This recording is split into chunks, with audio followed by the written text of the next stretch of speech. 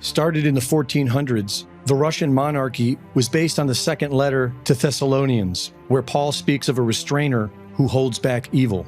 As long as there was a Christian czar on earth, the dark powers of the Antichrist would not come to power.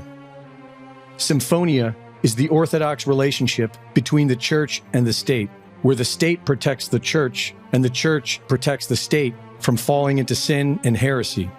In 1916, after the Russian Civil War, known as the Time of Troubles, the Russians elected Michael Romanov, 16 years of age, as Tsar of Russia, and the Romanov family ruled from 1613 until 1917.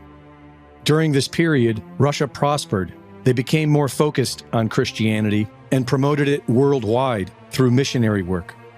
While Christianity was the main religion, there were Jews, Muslims, and pagans who were free to practice their own religion. The only religion that was made illegal was the Talmudic worshiping Jews, because the Talmudic traditions were seen as anti-Christian and in complete opposition of their spiritual goals. These anti-Christian philosophies infiltrated the country when Freemasonry migrated to Russia in the mid-1700s. The Freemasons taught that the traditional Christian values upheld by the dynasty were outdated and were keeping Russia from competing with the West. Liberal ideas were introduced, such as misogyny, because women weren't allowed to be Freemasons, which became so popular that if you were a noble person, you had to be a Freemason.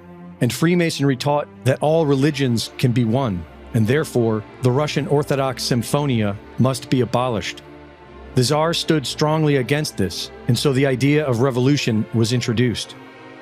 During the industrialization of the 1800s, factories became home to Masonic revolutionary ideas, and in 1917, the revolution began, and the royal family was taken prisoner. The family was taken from their home to a stone house several miles away on the highest point of the Ural Mountains, called Ascension Hill, and murdered. According to the official narrative, they were executed by a firing squad in the basement, but according to the evidence, they were murdered in a very dark, ritual manner. According to the investigation of the Orthodox Church, the murderers themselves, and the material evidence, this is what happened on the night of July 17th, 1918. The stone house was known by the Bolsheviks to be a place where evil acts have taken place in the past. It was prepared ahead of time, and the murder involved 11 assassins and 11 victims: the Tsar, his wife, the 4 daughters, the son, and 4 servants. The number 11 is believed to be based on the 11 apostles who remained after Judas betrayed Christ. These 11 people were taken into the basement. They were shot in the knees, and they were stabbed with bayonets. And during all of this, their mouths were gagged to quiet their screams. In their memoirs, the murderers wrote it was so bad that they were vomiting. The bodies were then wrapped up in white linen, placed into the back of a truck, and kept alive as they were driven to a swampy area outside of the city. They were finally murdered by being hung upside down to drain their blood. They were beheaded, their teeth removed, and their bodies chopped into pieces. The body parts were partially dissolved in acid and then burned. Eggs were boiled, sprinkled with ash from the burnt linens which were soaked in royal blood, and consumed at the crime scene. The Tsar's head was placed into a jar, preserved in alcohol, and shipped to Moscow.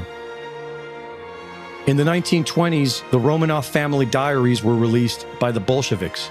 They showed the Tsar to be an honorable man, highly intelligent involving political affairs, and a devout Christian. As if part of the ritual, this brought shame to the Russian people who were turned against the Tsar through Marxist propaganda. The Federal Reserve System, the Rothschilds, and the British Round Table opposed the Tsar and the traditional Christian policies that stood in the way of their plans for world domination. And many Russians see the murder of Tsar Nicholas II as a necessary precursor to the New World Order, which began proliferating after his death. Tsar Nicholas II is now a saint in the Russian Orthodox Church, and millions of Russian Orthodox Christians believe they need to repent for allowing the dynasty to be destroyed.